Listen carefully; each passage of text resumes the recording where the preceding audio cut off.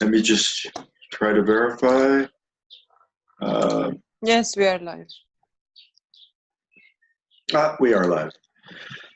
So for those of you joining us on Facebook, for those of you joining us on YouTube, welcome to the online Gurdjieff group. And for myself, I'm not sure where Ian is, but this is meeting number 52. It's been a little more than a year, but there are 52 weeks in a year. So I've been doing this since the beginning of May. Ian's the only one who started with me. I'm not sure where he is.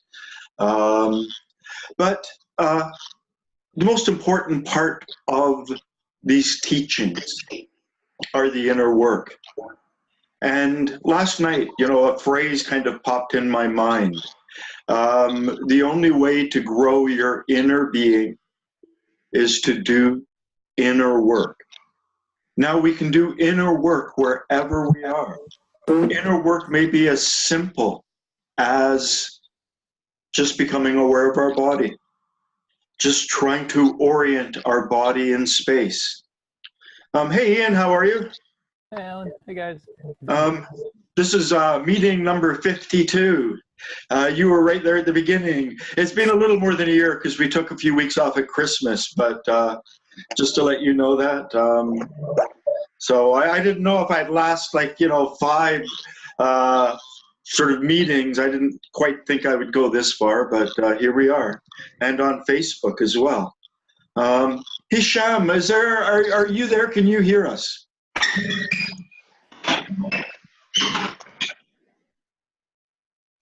Okay, not sure what that meant, but I assume it means he can hear us. Hello, Allan, I'm here. Oh, you're here. Okay. Yeah. There you are. So let's just, Sana, you're in Bursa, did you say? Yes. Which is about 2 hours away from Istanbul. Mm-hmm. So you're in the beautiful spring Turkish countryside, and then Karen, you're in Mexico. You're in the desert, and I see a lot of light streaming in through your windows. Beautiful day there. It's a beautiful day. It's absolutely beautiful. Okay. And then Brian and Ian, they're both up at 7:30 in the morning. And Brian is in Scottsdale, Arizona. Is it Scottsdale? Yes, it is. What's it like there? Is it like 110 degrees and you can't walk outside? That's our image of Phoenix, coming this time of year, or Phoenix or Arizona. Not yet, but it's getting there. Maybe another month or two. Another month or two. Does it really get that hot where you just can't move? And everyone stays inside as much as possible. Okay. And then Ian from Portland, Oregon. Is it kind of a rainforest there? A lot of wetness and a lot of wetness. We had some nice summer weather a couple weeks ago. Now we're back to the kind of gray and rain. Preview of summer. Yeah. Today's a little chilly. A little chilly. Green. Very green. Yeah, I hear it's nice in spring weather. I mean, I think it's about 20 degrees. That's about 70, I think, in Fahrenheit. So we're actually, tulips and everything, like, wow, all the blossoms are finally out. Spring comes in Canada like this real quick. If you blink, you miss it. It's like, nature has to just do so much so quickly. When I lived in England, spring came really slow. And here, suddenly you look around and it's just burst out. All the blossoms and the flowers and everything. Hisham, Morocco, North Africa. Yes. How are things there? Well, I haven't got out today, but it seems like a cool weather, Okay. 20 degrees Celsius. Oh, okay, that's well, the cool, that for us in Canada, that's pretty nice. 20. Angelica, Brazil, Sao Paulo. Hola.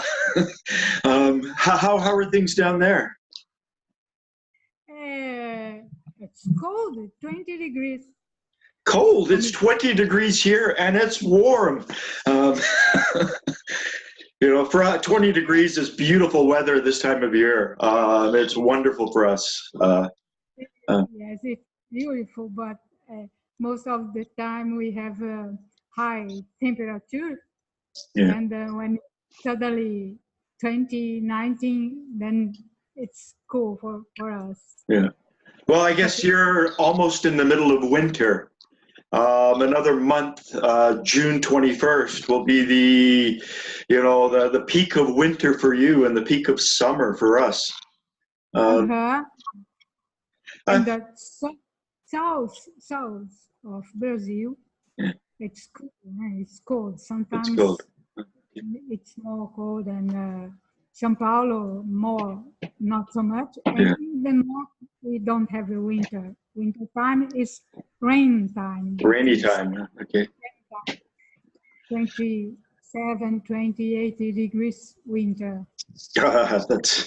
That's us, but minus 27, minus 28. It's nice that we have this real international connection from Turkey to Morocco to Brazil to America to Mexico to Canada, that we're all around the world. One of the things I was thinking about last week in terms of groups, and even in terms of movements classes, the fact that when we do inner exercises and we're all around the world, and if we bring our attention, say, to the right side of our forehead, even though we are all around the world, we are doing it together. We are entering in to a degree of unity with each other when we practice group inner exercises. So when we bring our attention back to our breathing, when we bring our attention back to our body, we are all doing this together. And I believe that there's a resonance that comes from a collected effort, from attempting to build some kind of a collective vessel to do the inner work. And then, as I mentioned earlier, you cannot grow your inner body and bodies, because there are two of them. You cannot grow your inner bodies without doing inner work. The most essential, the most important inner work is to ground our attention, to ground our awareness in our physical body. But before we go there, I'm going to bring up my favorite quote, at least for the last few months. Mr. Gurdjieff, speaking in French, and I believe it was to Henri Tracol. This is in Roger Lipsy's Gurdjieff Uncovered, a recent book that's been published. I wish to be, I can be, I have the right to be, I have the ability to be. I swear to myself that this will never be for my personal profit, but to help others. I wish to be, to help others. This is to be understood as a vow. And, a vow is more than a promise. I believe a vow is a slightly higher level of promise. A vow is something that we can make in World 24, that we can make when we have this mindful awareness. As long as we are in the mechanical state, we will be mechanically mouthing those words, speaking them without any real kind of meaning, more automatically. It's only when we become self-reflective, when we become personally conscious, when we become as mindful as we can, and we repeat those words, that lifting ourselves up into that higher state, and then repeating those words adds an extra sort of oomph to the words. It makes them more resonant. It gives them a greater degree of power. And also the fact that, we repeat them, to say them over and over again on a weekly basis, or whenever you begin to do inner work, also has a reinforcing effect. So let's just become aware of our body. Try to become aware of the sensation of self. Try to become aware of your body from the bottom of your feet all the way up to the top of your head. We've done this throughout a number of meetings, working specifically through part by part by part, attempting to build up an awareness of our physical body. But let's just, as we are, try to develop this sensation of self. Try to become aware of our physical body, as I said, from the bottom of the feet all the way to the top of the head. Perhaps try to become aware of the different weave of the clothing that touches our body. Perhaps our pants have a different weave than our shirt.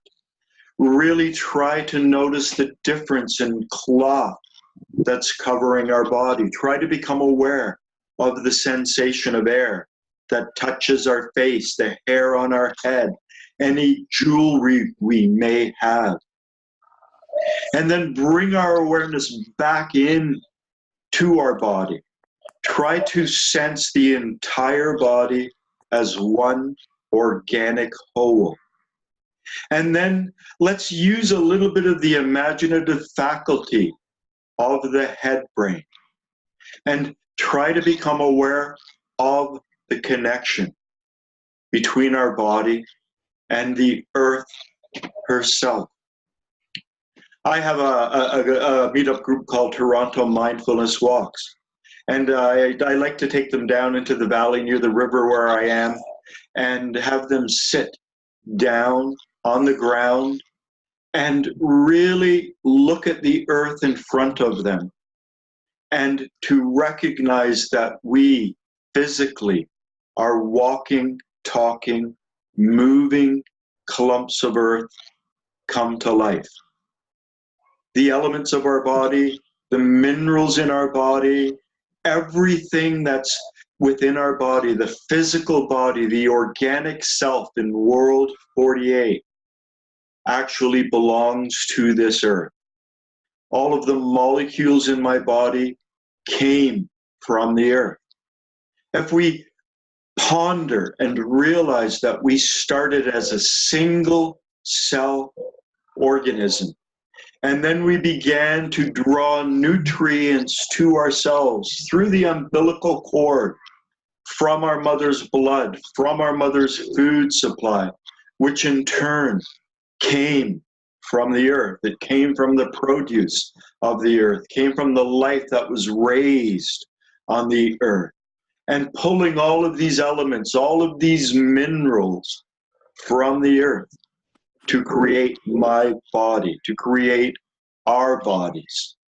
And we continue to do this through the food that we eat, through the liquids that we drink. There's this continual process of regeneration and dying and rebirth that's occurring within our body in any given moment.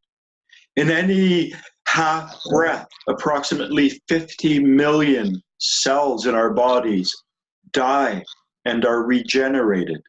Our bodies really are made up of the same substances of the earth. So become aware of your physical body. Sense your physical body. Imagine your physical body as a walking, talking, moving, thinking clump of earth come to life. And this is why when we begin in our work, it's always good to start with the sensation of the self. It's always good to start with the body. And keep in mind, Mr. Gurdjieff told Catherine Hulme in her notes that are in one of the U.S. libraries, university libraries, in the notes, I think it was called Conversations with Gurdjieff, where he told her, do not become identified with your body. Your body does not belong to you. It belongs to the earth. So do not think of yourself as separate from the earth. At the organic level, at the physical level, our bodies have come from the earth, and they will, at death, return to the earth. Now become aware of your breathing. Try to become aware of a sort of a higher dimension within you. Try to become personally conscious of connections connected with your breathing, with your essence, with something slightly higher in you. We all have an essence. Some of us, our personalities have become so overgrown and so dominant that the essence at the core of our being has almost shriveled and could, in some cases, be said to be non-existent. But the part that we want to begin to grow in terms of this inner work is to develop our essence, is to allow our essence to grow properly. Now, Mr. Gurdjieff told Catherine Hulme, do not become identified with your essence. Your essence belongs to humanity. So, analogous to our body, belonging to the earth, coming from the earth, returning to the earth, our essence comes from, let's use a metaphorical ocean of being. You know, it's like a cup of human essence, and our particular essence is like a single drop taken out of that cup. Our essence doesn't belong to ourselves.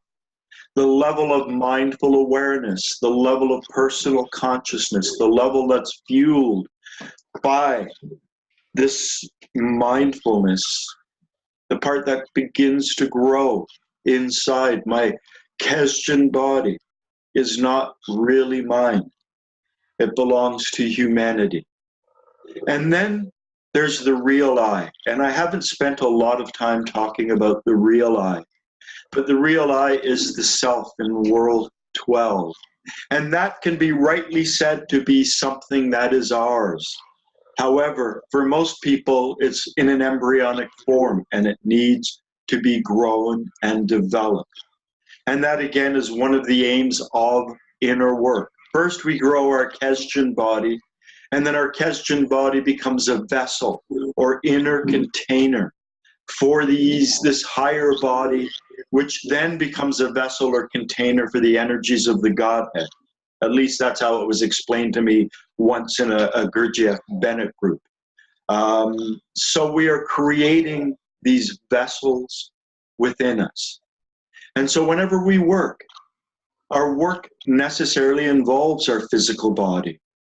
Awareness of our breathing, the sensation of air as it flows in through our nose, nasal cavity, back of mouth, past our vocal cords, down into our lungs and back out. The movement of the various muscles involved in breathing. You know, this awareness in a certain sense is World 48. But when we start to become mindful of it, when we start to become aware of our physical body, it's like we lift ourselves up ever so slightly into the realm of World 24, which is defined as being personally conscious. So really try to be as personally conscious as you can. Try to become as aware of your physical body as you can. Try to develop the awareness of your physical body as one organic whole, to sense your organic self, and to recognize that this organic self, all of the molecules, elements, and minerals that compose it, do not belong to you. You do not have the right or authority to claim ownership over them. They belong to the earth herself. But every time we become mindful, every time, for instance, we focus on the sensation of air as it flows in through our nose, nasal cavity, back of mouth, throat, past our vocal cords, into our lungs and back out again.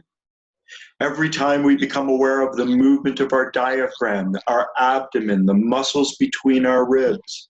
Every time we become aware of the sensation of air that touches our face, the touch of clothing against our skin, gravity affecting our body. Every time we become aware in similar ways to this. Every time we become mindful, we are actually leaving something behind within ourselves. We are growing ourselves at a higher level. We can have memories that are mechanical, memories of World 48, of the machine-like existence, where most people spend most of their lives. And those memories are what we think of as memories. They're quite dull, they're quite inert, they're quite heavy.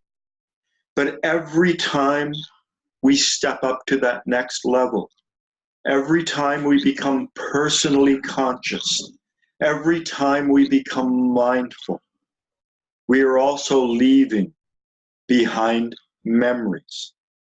We can use another term for memories. We can call them crystallizations. All of the memories that exist in our mind, you know, memories of school and childhood and friends and work and various things, these are not ephemeral. Our memories are biochemical. They are contained in physical substances, contained within our mind. And so analogous to that, and not analogous because it's the same way, we can have lower order memories and we can have higher order memories.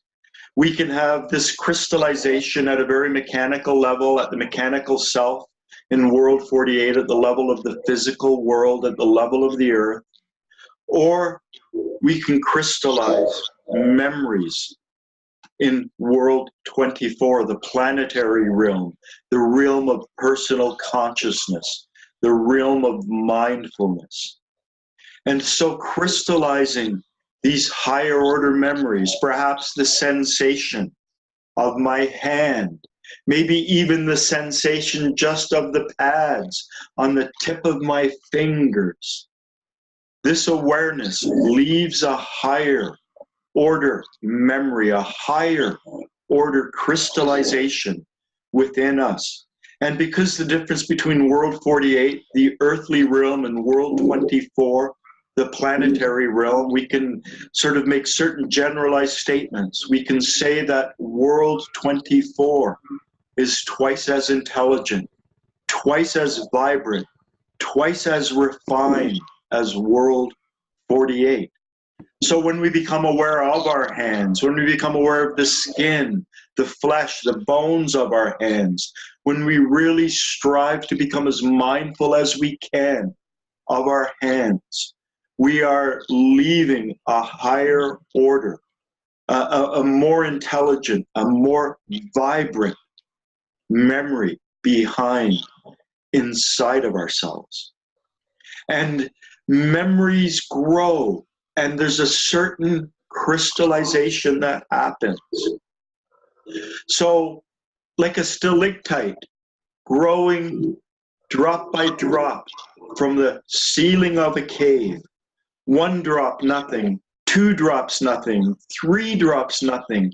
It may take 100 drops before the stalactite slowly forms, before a structure slowly begins to crystallize within us.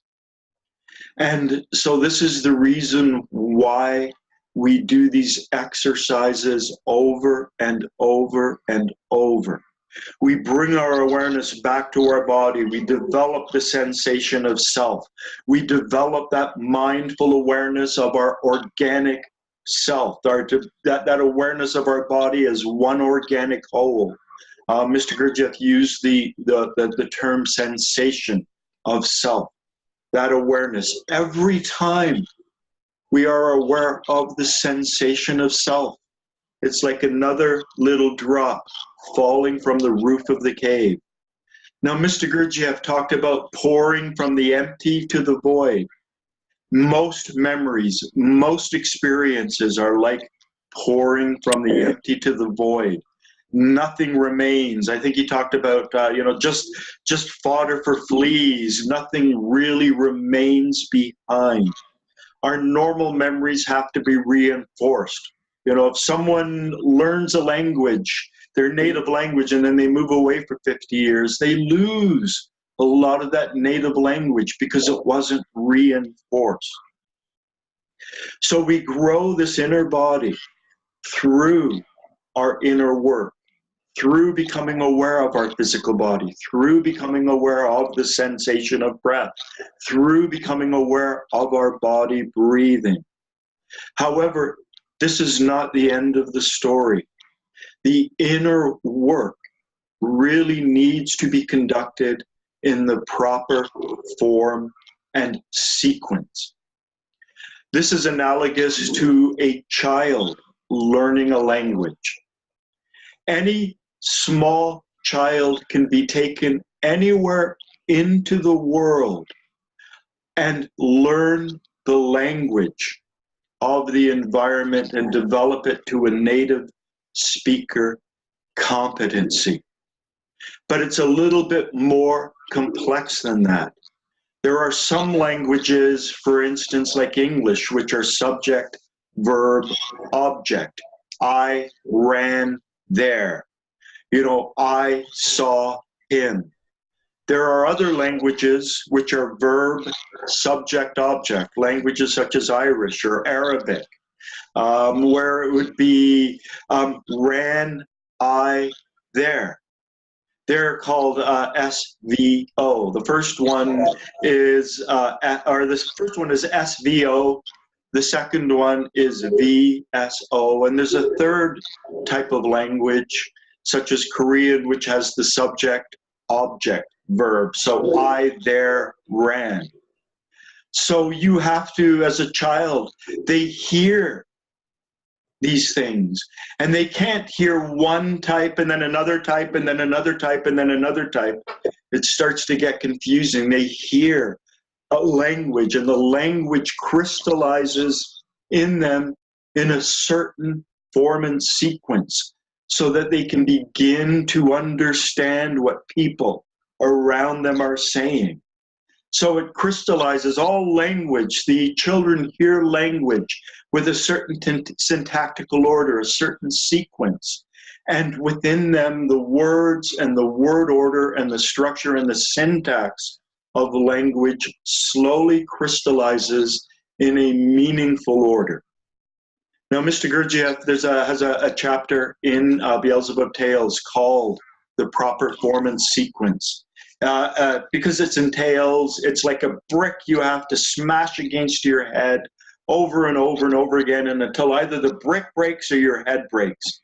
Mr. Gurdjieff doesn't make tales easy to understand.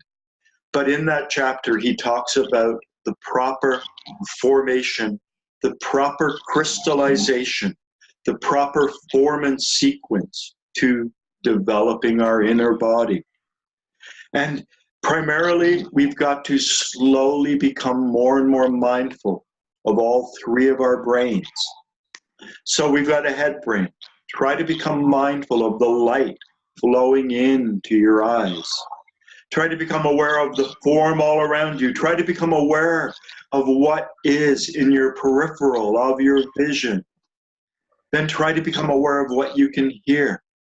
Try to hear the sound of my voice, the sound of any noises in the background. Really try to become aware of your ears hearing.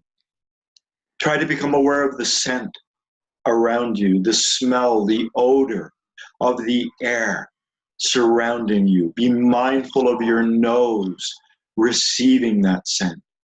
Try to become aware of the taste in your mouth. Now, this is our head brain. We can also think in words and images, and we can become mindful of those words and images. But, that's a more difficult process, and it's far more natural to become mindful, to become personally conscious of what we see, hear, smell, and taste. This is our head brain. Our head brain perceptions are supposed to be in the first position. We are supposed to first receive these impressions.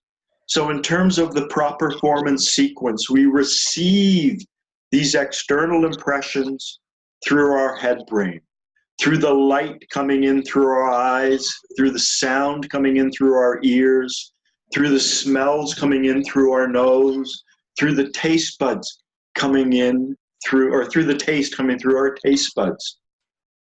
And then we're supposed to become aware of the sensation of self. And as I've talked about in various meetings, the first level we must work on is the sensation of self. So we can hold it in the back of our awareness while we're consciously looking, listening, smelling.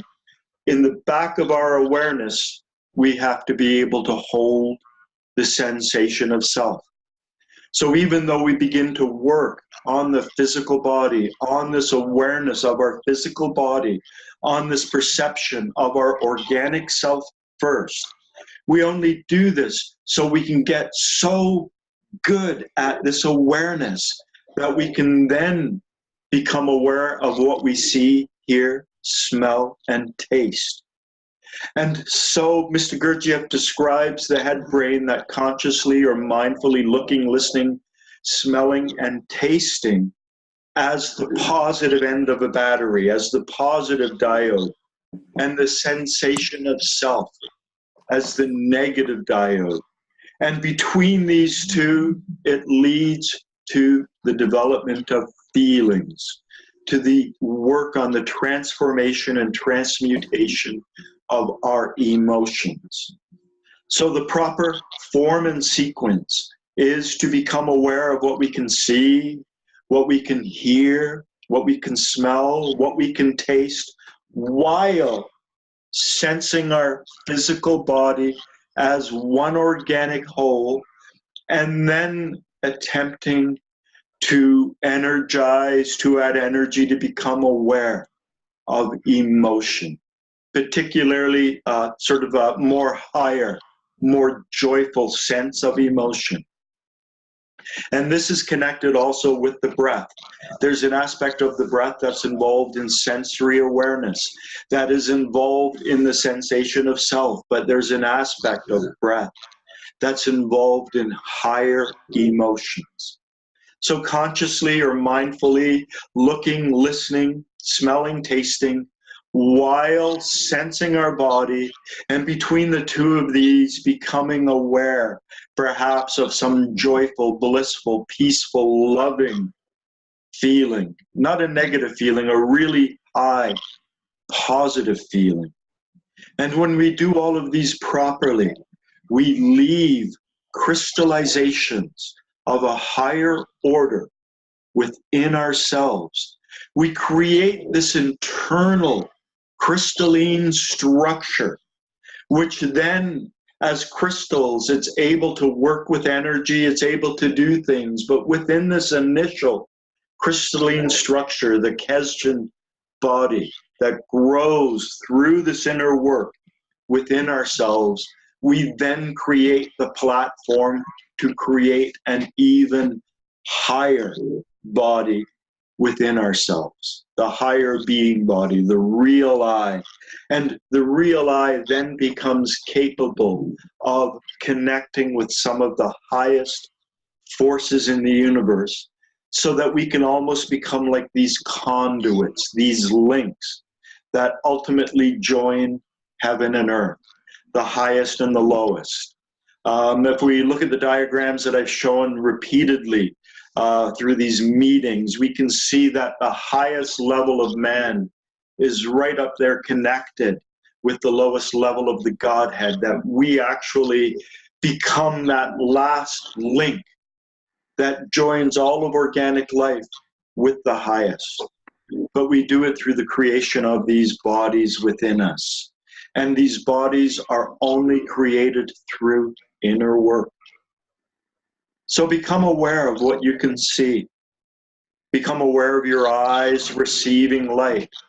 There are 10 million photoreceptors in your eyes, receiving all kinds of visual information, color, shape, form, distance. So become aware of your ears, receiving sound.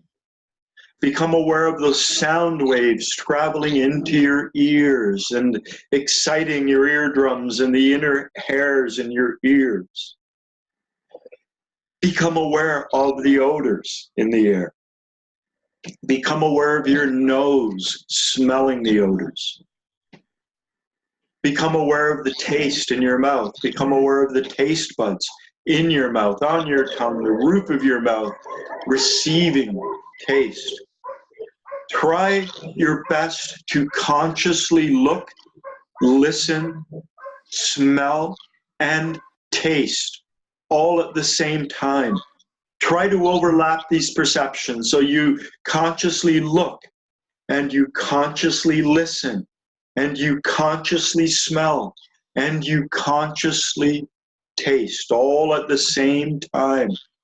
And then do your best to hold on to these perceptions, to these external, visual, auditorily, olfactory, and gustatory impressions.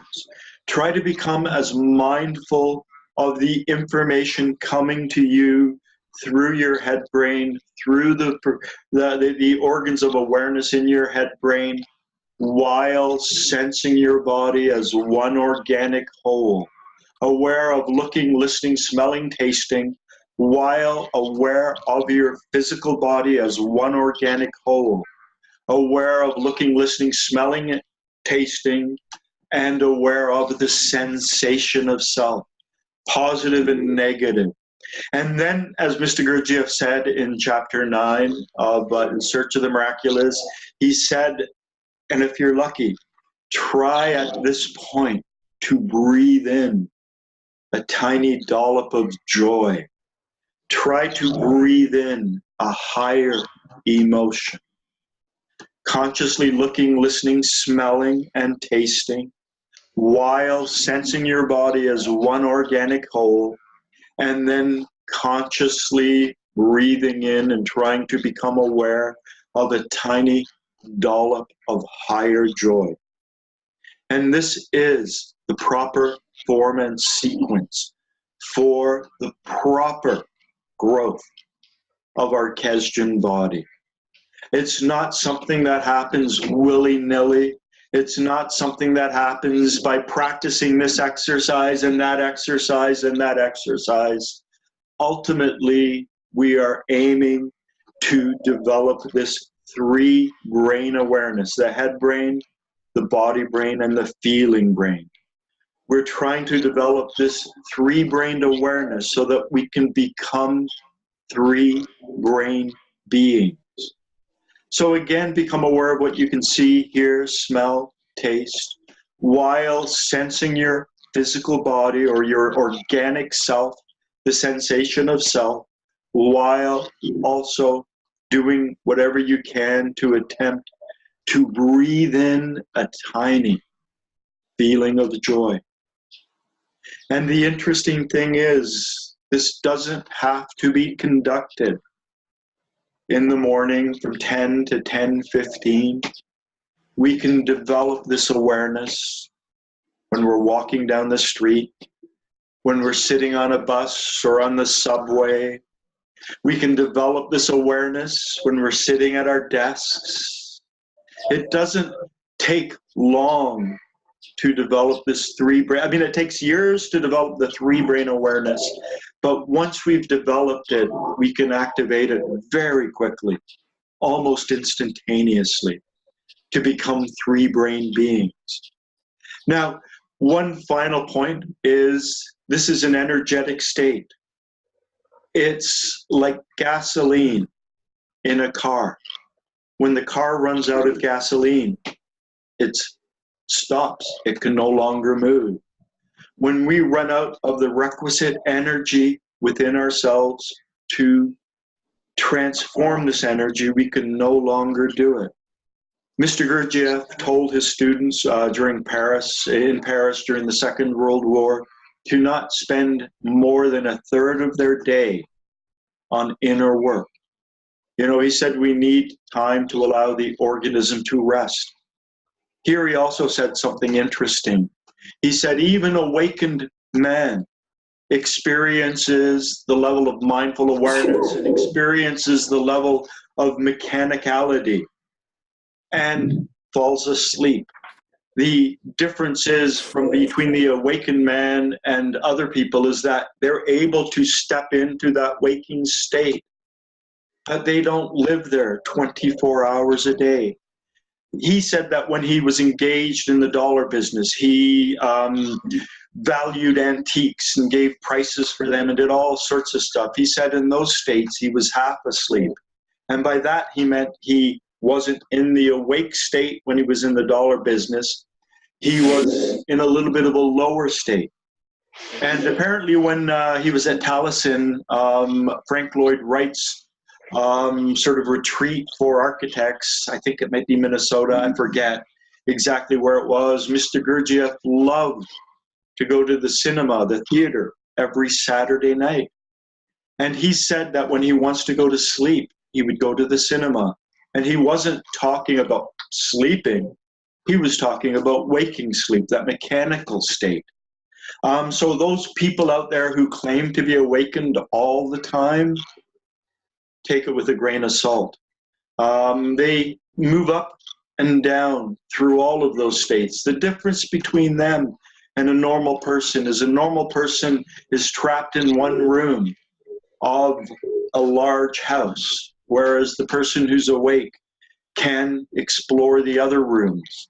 But he can also go back down to those levels when he's falling asleep, when he's waking up, when he's engaged in specific head brain activities that prevent him from developing that three-brained mindfulness, such as, pricing antiques or whatever. So we can't maintain these states all the time.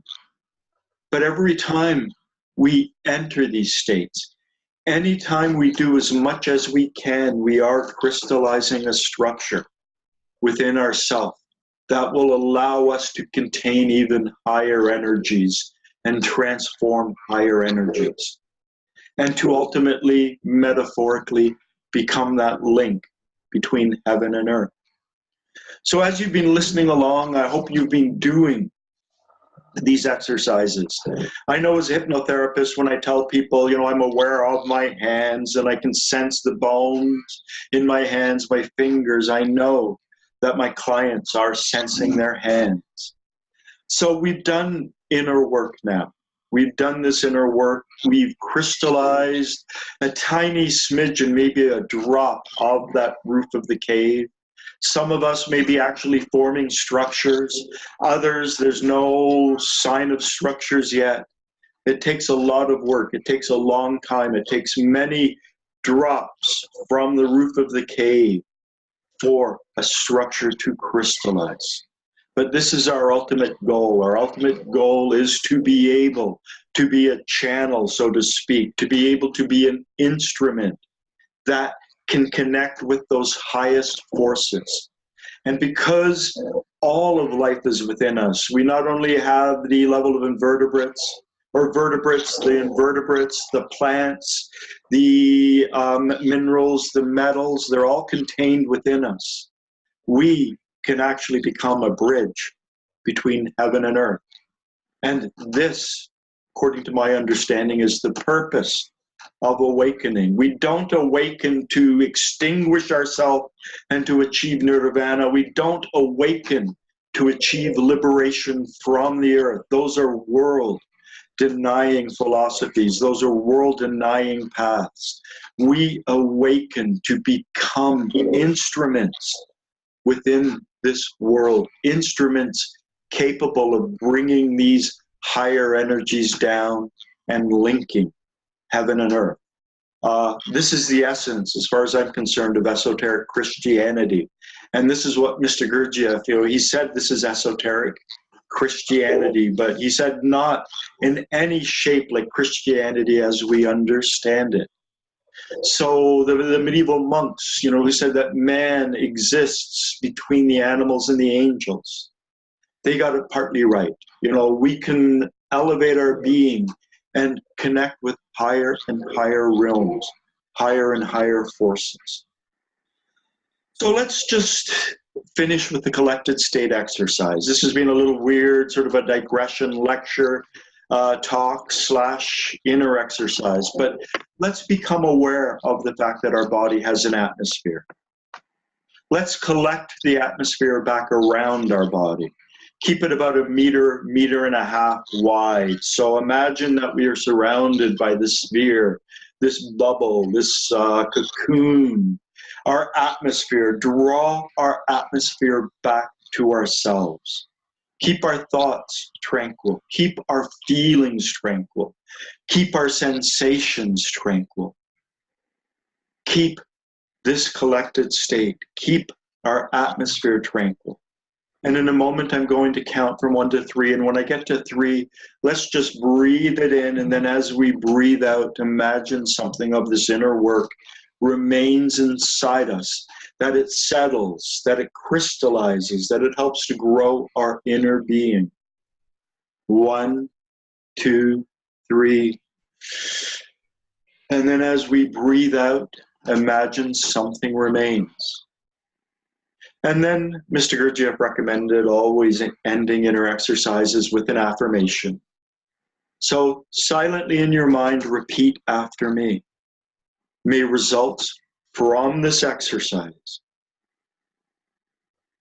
be transubstantiated within me for my being. And then just return to normal. Are there any questions? I went very deep into the proper performance sequence, the crystallization, the proper order, the various different dimensions. Any questions about what I talked about or anything?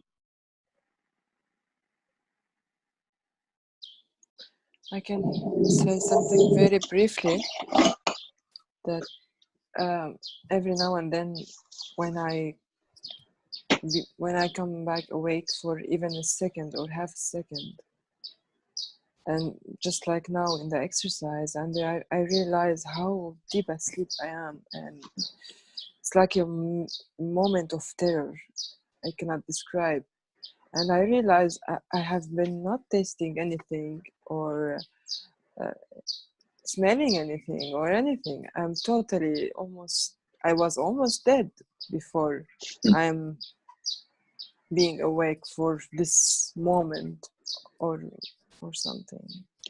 So yeah. Have you discovered yet what it is that makes you fall back asleep? I think like it's mechanical, like kind of mechanical nature, I think. I know that for myself, for instance, if I take the dog for a walk, I will move in and out of all of these states. But it's when I start thinking, oh, I wonder if that client's going to be late today. When I start engaging in the words in my mind, that's the moment I can trace my sleep back to. This is my own self. Georgia D said that there are 7 different dimensions or aspects of sleep or waking sleep. And formatory thinking, the words in our head, is probably the biggest one for humanity. Negative emotions are also really big. So is considering and identification. But I'll be walking, and then suddenly I'm thinking, and then suddenly I'm aware that I was thinking, and that I had been walking, and then I lost that awareness through my thinking, and then I developed that awareness again. So for me, it's the chatter that starts up here that pulls me away from being present here. Now, negative emotions can also do that. And quite often, the thinking that we engage in can also, it can be defined both as formatory thinking on one hand, just the incessant looping, but it can also be powered by identification on the other part. You know, if I'm walking down the street and I'm thinking about that person who yelled at me and how dare they yell at me and I should have said this. And if I had just taken a moment to calm down and realize what was going on, I could, you know, that's getting so identified, so attached, so caught up in the situation. So the formatory thinking and the words floating around in my mind lead me into a state of identification or a state of attachment where I lose the awareness of myself. I lose the awareness of my environment, and I become those thoughts. I become that argument. I become that I become that process, what I'm identifying with, what I'm perceiving, that argument or whatever. I become that argument. And it's like I cease to be. And it's interesting, if you walk down the street and look at other people, most of them aren't there. They are not beings. They're these ephemeral, dream-like machines housed in a body which have this tenuous connection to reality. And, you know, those of us on the path, we are trying to break that tenuous connection with reality and become more and more aware of reality. So pay attention. What is it that makes you slip out of it? Yeah, as you said, it might be the thinking process that I got used to it since I don't know when. I'm always getting identified with it. Yeah. And my attention span is not that long, so I'm losing it very fast.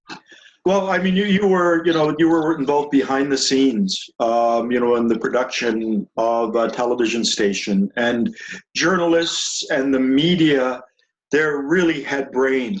And so it's like, word, blah, blah, blah, blah, blah, you know, and there's a sound bite, and they're focusing, and they think that this part of themselves is the most exalted part of them, and they love that. And they don't realize it's a prison, and they don't realize what it's doing to them, how it's just making them machines. So being in that kind of an industry has certain limitations. It predisposes you towards formatory thinking. It predisposes you towards that inner dialogue and sound bites and, you know, a limited attention span and all of that. So, you know, the work that I do, I'm able to be a lot more mindful with my clients.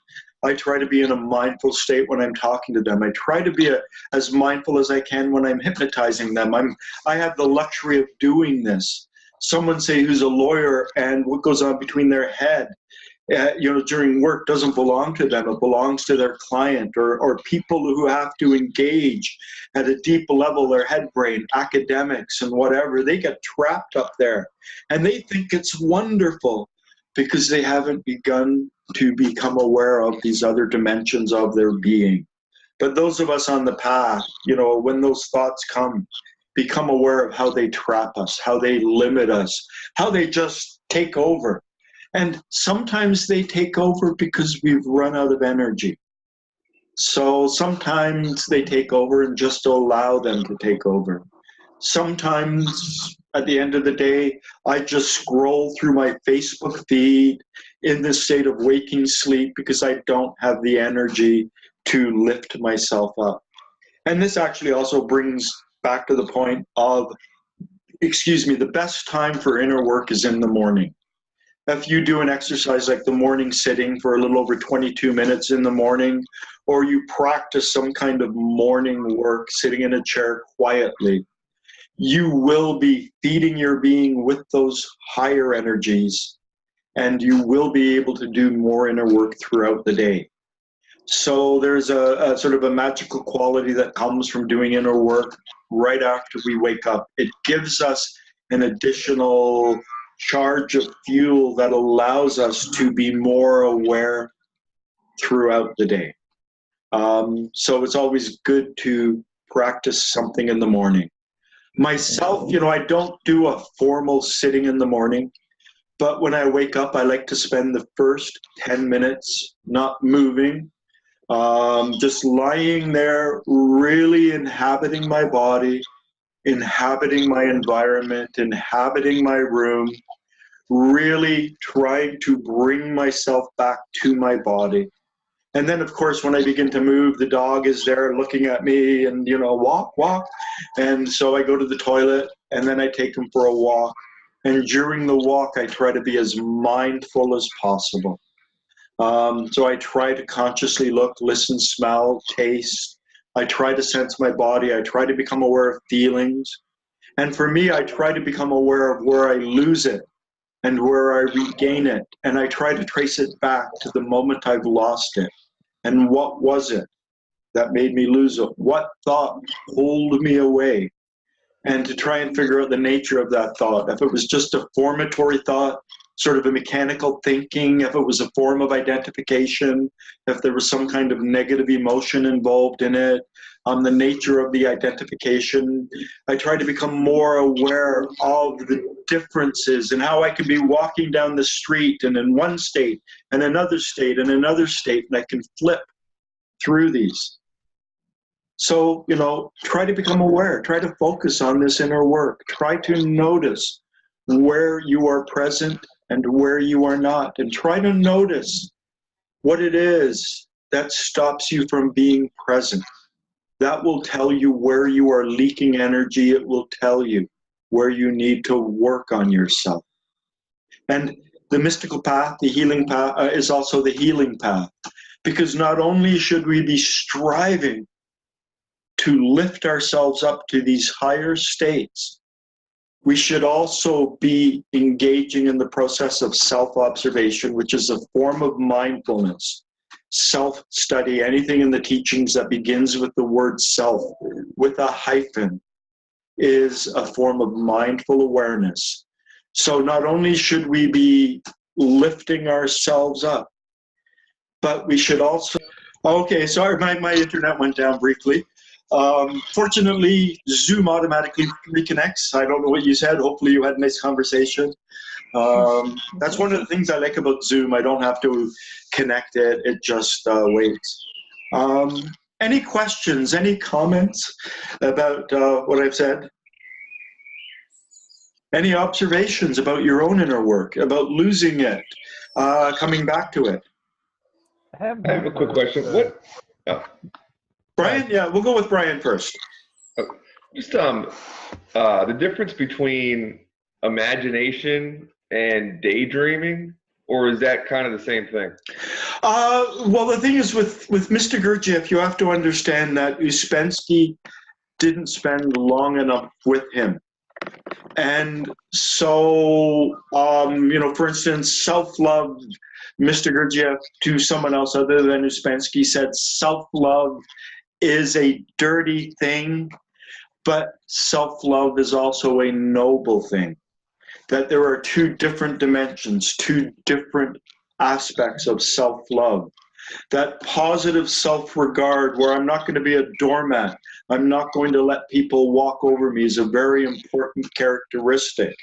This awareness of myself. And so there's these higher and lower things that, you know, and it's, you know, it's within the whole teachings that we can talk about, you know, lower forms of love, higher forms of love. And so this is the distinction also between imagination. Daydreaming is useless. Daydreaming is the wrong work, generally of either the emotional or the intellectual center. Quite often it's the intellectual center using the emotional center's energy, or the emotional center using the intellectual center's energy. And the thing about the wrong use of imagination, about daydreaming, at the core of it will be the ego. So if the ego is present, it's the lower form. And so to begin to become aware of the taste of the ego, the presence of the ego. But there's a higher form of imagination, not daydream, a higher form of imagination.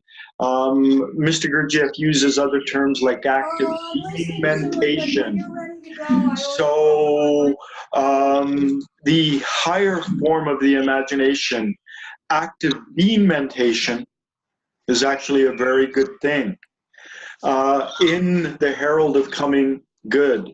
There's I think it's a couple of paragraph section in there, just a very tiny part where Mr. Gurdjieff actually talks about him engaging in a higher form of imagination, where it's active being mentation, and he describes the process. It's almost like going into a meditative state and reviewing all the evidence, trying to see all the different pieces, trying to figure out where they are put together. So, the difference is the ego involved? And again, with the self-love, there's a higher self-love and a lower self-love. The lower self-love is dirty. It's based on the ego. It is the ego. It's the machinations of the ego. The higher self-love is this awareness that, I am, I'm worthy, deserving of respect. Mr. Gurdjieff actually said that cowards are more evolved than those people just willing to blindly climb the hill and charge the enemy and allow themselves to be killed. Because the coward has this awareness of self.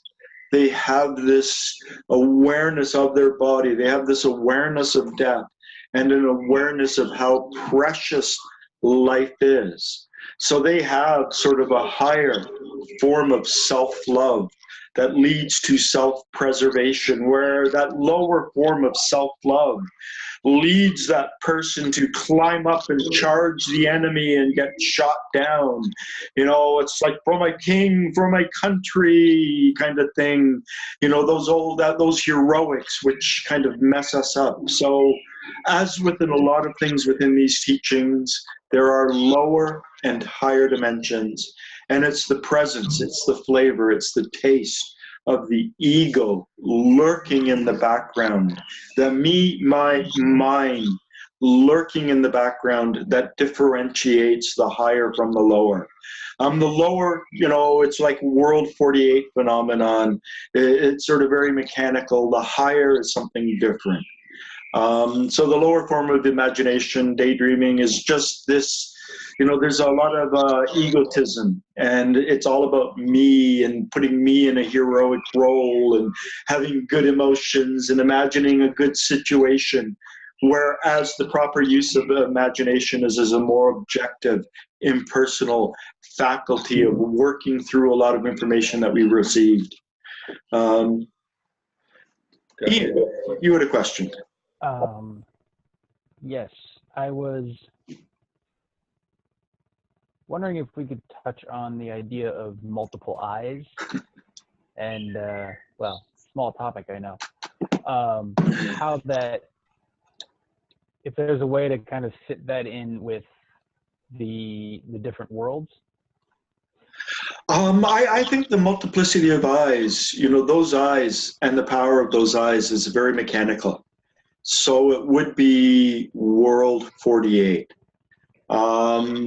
This awareness, the real I itself is something completely different. The real I is a World 12 phenomenon.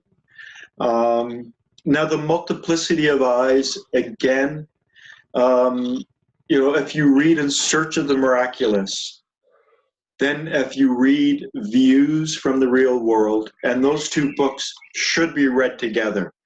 Madame Ouspensky, or not Ouspensky, Madame de Salzman, Jean de Salzman, after Mr. Gurdjieff's death, asked for all of his students to send her the notes that they took after lectures and whatever, and she compiled that into the book, Views from the Real World.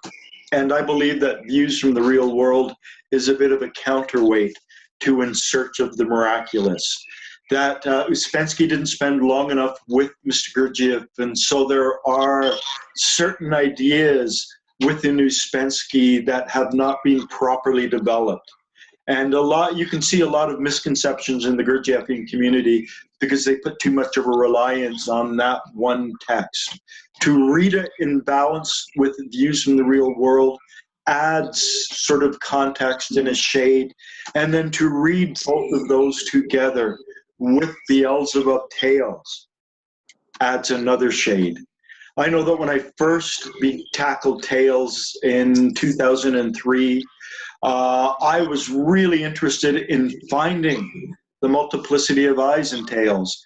And I was really disappointed because he doesn't use that term at all. He doesn't even refer to it in the same way he taught Ouspensky.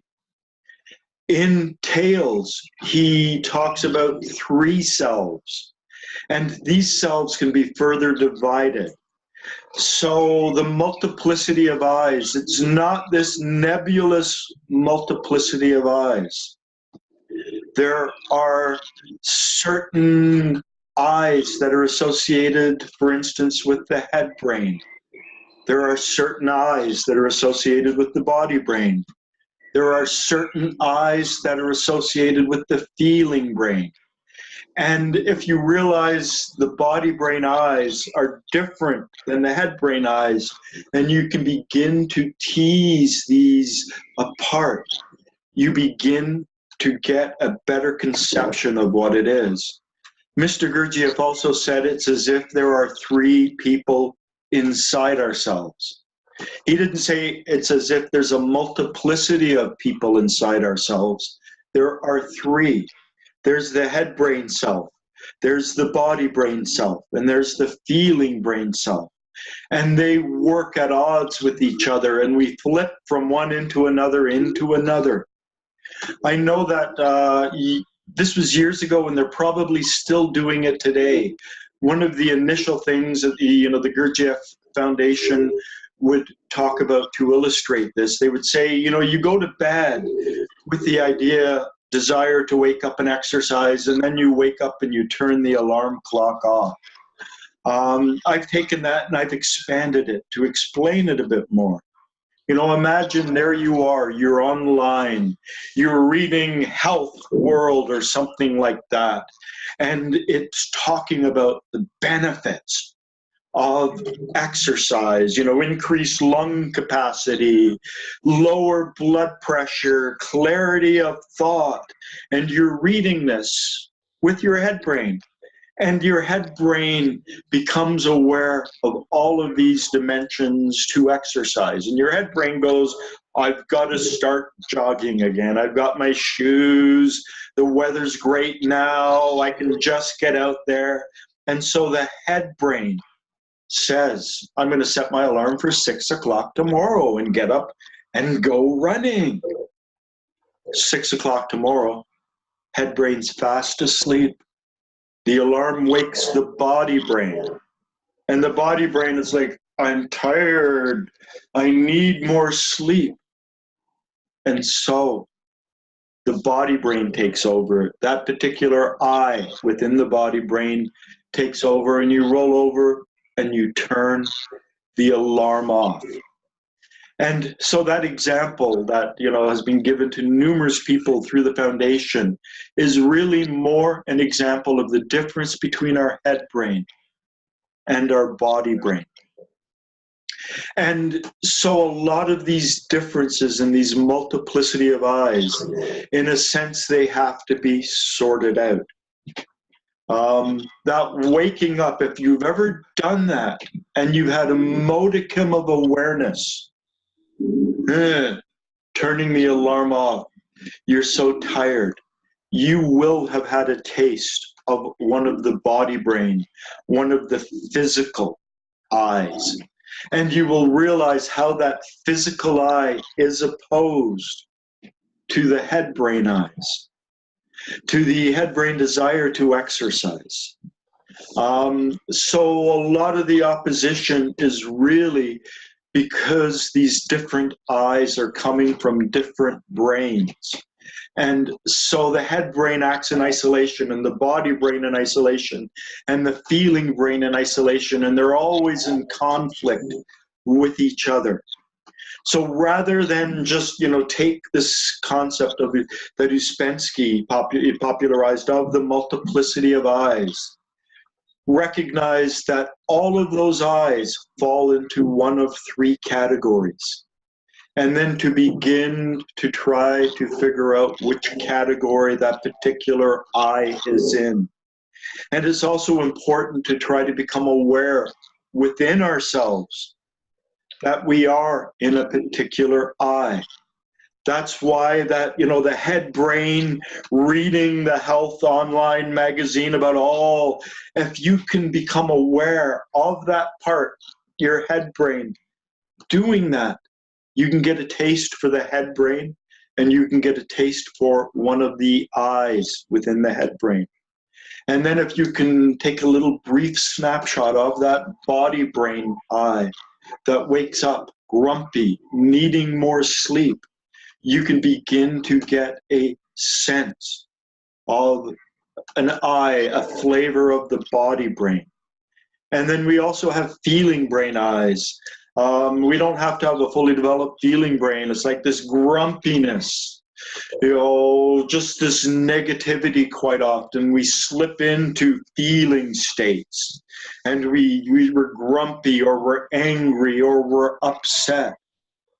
And to begin to realize that those are what we would call eyes. They're really selves at the level of World 48. They're very mechanical selves. So that grumpy physical self that turns off the alarm is a World 48 self. The grumpy is a feeling brain. That's also World 48. It's very heavy, very mechanical. And that desire, reading, entranced, blood pressure, heartbeat, cardiovascular, getting rid of toxins, that head brain eye is also a very mechanical state. So rather than just, be overwhelmed with the concept of the multiplicity of eyes, it's probably better to become aware that we have these three independent beings, parts of ourself that often act in opposition to each other, that are opposed to each other. And one will want one thing, and it will rise up and take control, and then another will want something else, and it will rise up and take control. And we move throughout the day, and we're not even aware of the transition from one to another. And so to become aware of, is this a head brain eye? Is this a body brain eye?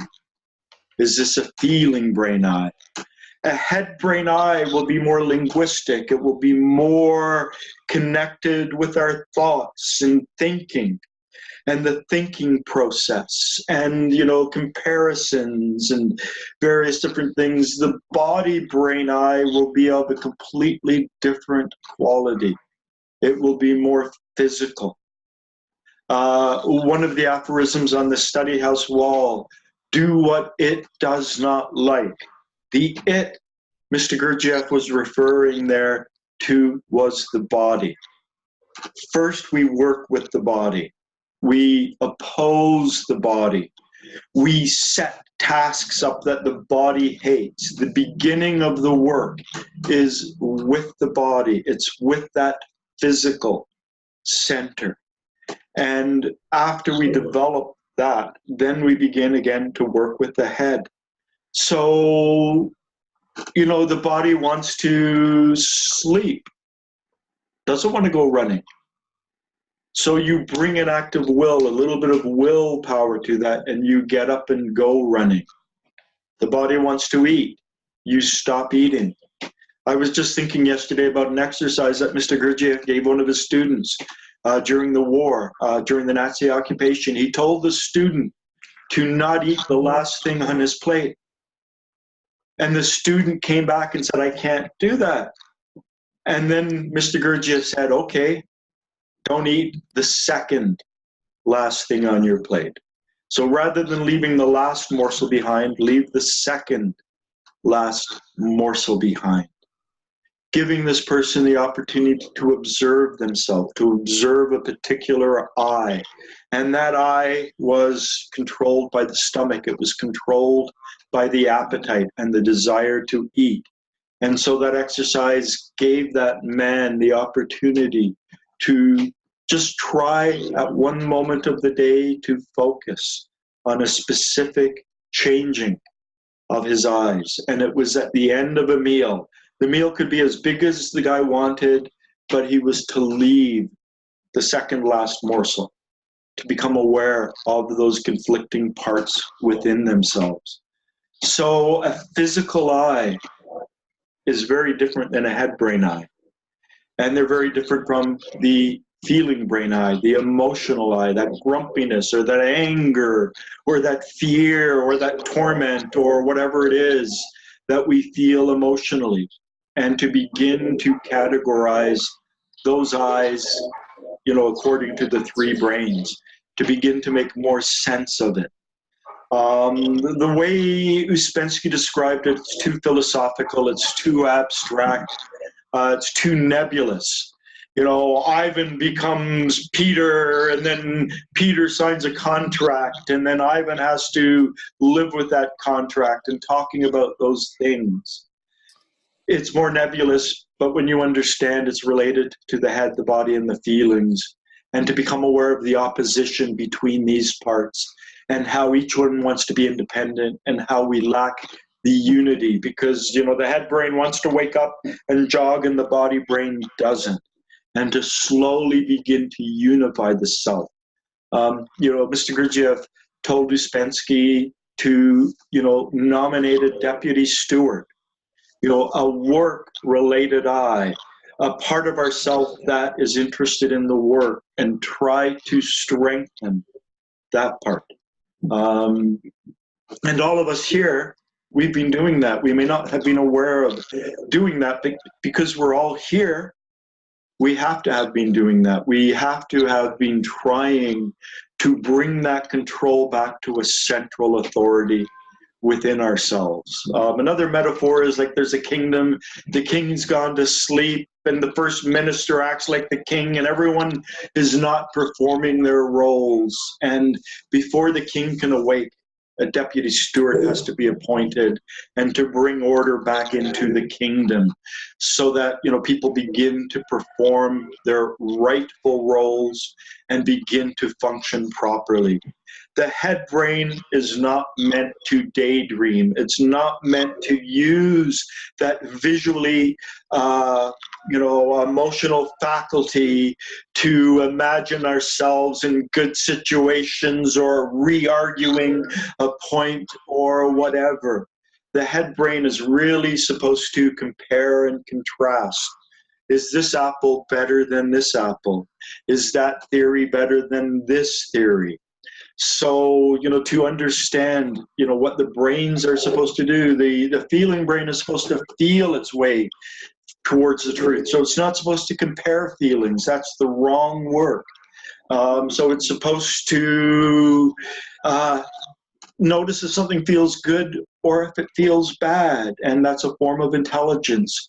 So we've got to start getting each center to begin working properly, as well as harmonizing the eyes, as well as developing a deputy steward, which is the focus on the work, which is the magnetic center, which is the focus on the teachings. Any other questions? We've got about 10 minutes left.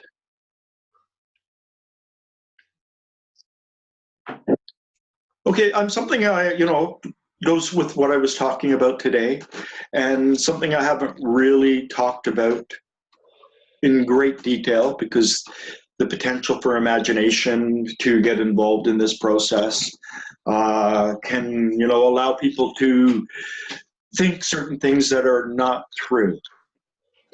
But every form of physical awareness, the sensation of our hands, the sensation of our breath, the sensation of our body, requires a higher and a lower. Hydrogen 12 has to come into contact with hydrogen 48 in order to meet in the middle as hydrogen 24. Hydrogen 24 is the energy involved in personal consciousness. Every time we become aware of our physical body, we cannot become aware of this higher energy. We cannot become aware of the hydrogen 12 that is necessary to come into contact with the hydrogen-48 to lead to this awareness of our body. But hydrogen-12 is inherent in every mindful transformation. So to become aware of the light coming into your eyes requires that higher energy to be present. You know, becoming aware of what you're feeling, conscious, mindful of what you're feeling, requires that higher energy element to be present. That higher energy is the energy of the real I. It's the energy of the awakened self, the self in world 24. Now, the interesting thing is every act of mindful awareness involves an inward detachment. To be mindful of my hands, to sense my hands, to sense my palms, the back of my hands, my fingers, my bones, the tendons, the ligaments, the muscles in my hands. I have to detach from my hands to observe them. So initially, when we begin this work, when we become mindful, it's like shining a light on our hands. So it's like a flashlight, and we're really aware of our hands. But as we progress down the path, as we develop this awareness, then it's like, where is that light coming from? If I can inwardly detach from my body, if I can develop the sensation of my body, it means I'm not my body, I'm something else. And this something else that's hidden. It's like that hidden element, that hidden hydrogen-12 that is necessary to meet the physical body in order to become mindful of the sensation of self. Hidden in mindful awareness, hidden in this reaction or in this step is the real I. And the real I is the real source of our being. It's what's at the center of our being. One of Mr. Gurdjieff's students, Willem Nyland, said that the real I is like a single cell embryo that needs to be grown. It needs to be cultivated. But the real I is the true observer. And some of the recordings I have on self-remembering, I talk about become the observer, observing your body breathing, or become the observer, observing the sensation of your hands. And this movement into this nebulous observer is the movement into the awakened state. The observer grows sufficiently and then comes out. It's like the king sleeping. Perhaps, imagine that the king was really a child, a baby sleeping, and then the king grows into an adult and comes out into the kingdom and reorganizes the kingdom around the king. And this is the metaphor of the real I. The real I is the observer observing the hands. And initially it's difficult to focus on this, to become aware of it. But at the beginning, just become aware that the real I, that part of the self in world 12, is absolutely necessary and required for every act of mindful awareness. The higher blends with the lower to meet in the middle. A moment ago, the bottom of your feet were in world 48. Now that you brought that power of attention to the bottom of your feet, now that the tiny molecule of hydrogen-12 has met the hydrogen-48 of that mechanical non-awareness of your feet, you become mindful of it. You're lifted up. But every act of mindful awareness, every act of personal consciousness necessarily involves this higher element. Just like right now, if I look, I can't see my hand, but my hand is very much present. It's very much there. So within this work, you know, we want to actually crystallize, we want to grow the self at world 12. We want to take that single cell, embryonic self that exists, hidden away. And Nyland said it was shy and it needs to be coaxed out and it needs to be fed. And it's a really, really, really lengthy process to grow and develop. But that portion of our being, even though it's in a very undeveloped state, it needs to grow, is required for every act of mindful awareness, for us to become personally conscious, for us to become aware of our breath, for us to become aware of our breathing. What is it that's really becoming aware of our breath, of our breathing? What is it that is the higher energy that's needed in that process? And to slowly, through practice, through inner work, to grow that dimension of ourself and bring it out more and more into the world, to awaken the king within us, so that the king can then reorder his ministers in the kingdom and get things set up properly. So it's here, it's within us, but we have to grow it. And this is something else that I have a real problem with. You know, a lot of people saying we are perfect, we just have to awaken to that perfection within inside ourselves. There's nothing we have to do, it's already there. According to these teachings, no, it isn't. It requires a tremendous amount of conscious labor and intentional suffering in order to bring that dimension, that part of our being out into the world. We have to grow it. As we grow the Keston body, we have to grow the real I, that higher being body. So all of these inner works, all of this inner work, all of these inner exercises, everything about these teachings is really designed to grow us on the inside. It's really designed to give us practical techniques and steps and an understanding of what we are doing, of this process of evolution, of evolving ourselves, of developing ourselves.